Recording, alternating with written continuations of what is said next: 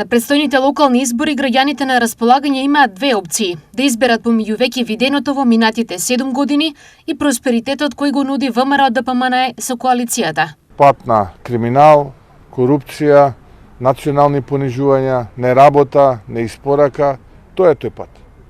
И следната опција е ВМРО-ДПМН и коалицијата која што ја предводи ВМРО-ДПМН.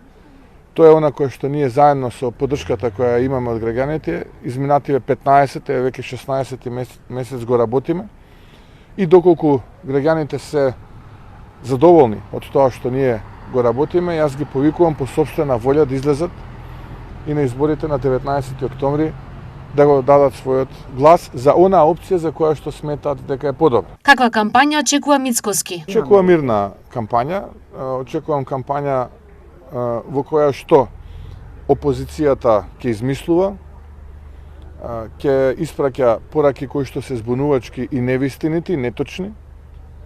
Еве, денеска да речеме, повторно медиумите и во Македонија, но и оние статистики во Европа, Евростат, ја демантираат опозицијата која што велеше дека не растеле платите. Еве, тие велат дека шеста е во Европа во конкуренција на земјите од Европска Унија и земјите кои што се кандидати за членство во Европската Унија. Изминатата година, зборувам јули месец, споредено со изминатата. Јули месец оваа година споредено со јули месец минатата година. Така што сите пораки се темелат на лаги, конструкции, подметнувања, тоа е тоа, и оној дел од опозицијата уште живее во 90-тите години од минатиот век, пред 3, 4, 5 децении, и испраќа такви пораки.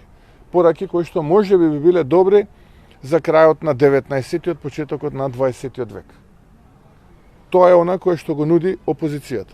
И она кое што го нудиме ние во нашите пораки во кампањата ќе бидат проекти, визија како гледаме да ја развиваме Македонија.